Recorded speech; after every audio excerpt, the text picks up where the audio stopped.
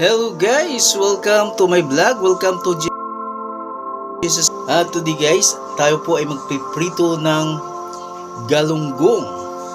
Have here guys. Pagbago ang lahat guys, kumusta kayo dyan? Kumusta ang ating panigay-sigay? O ang ating buhay sa umagang araw na ito guys? Ito ang aking galunggong guys. Medyo malalaki. Fresh na fresh pa siya guys. No? Yan. So, I'm here. 1 kilo of galunggong. Yan. So, lilinisin ko to siya guys. Titimplahan ko tapos ipiprito ko guys. Welcome again guys sa aking channel, Jesus Kitchen. So, don't forget to like, share, and subscribe sa aking mga niluluto guys, no. Ito'y lutong bahay lang guys, no. Napakasimpleng luto. Pero ito'y lutong Pinoy. Ayan guys, so masarap ito prituhin. Ito prituhin guys, no. Medyo malaki siya na galunggong guys. Ayan. So lilinisan ko muna guys. Tanggalin ko lang yung pinaka-hasang niya.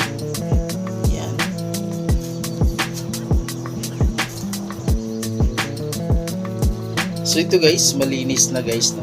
Yan. Malinis na siya. So medyo malaki siya guys. I-slice ko, dalawang hiwa to, isang piraso. Yan. Bago ko titimplahan guys. Ayan na guys, ang aking piprituhing galunggong. Oh, first na first pa to siya guys, no. Yan. So titimplahan ko na to guys.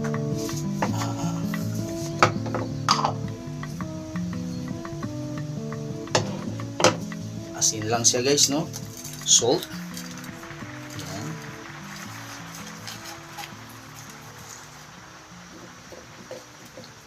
Asin.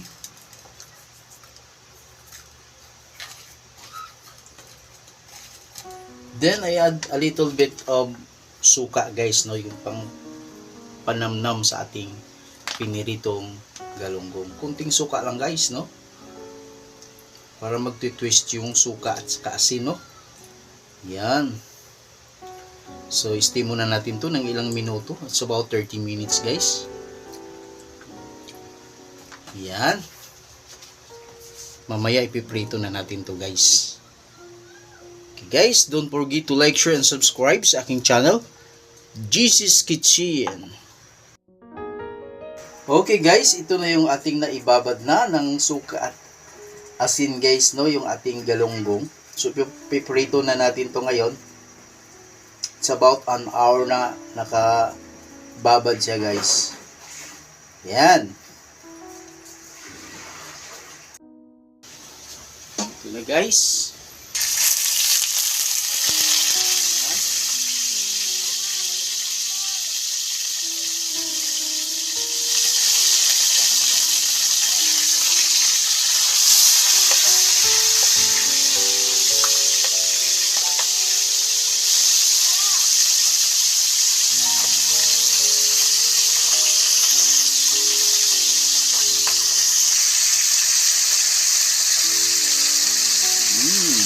Amoy pa lang guys, ang sarap na ng piniritong galunggong. Ang amoy pa lang guys, no.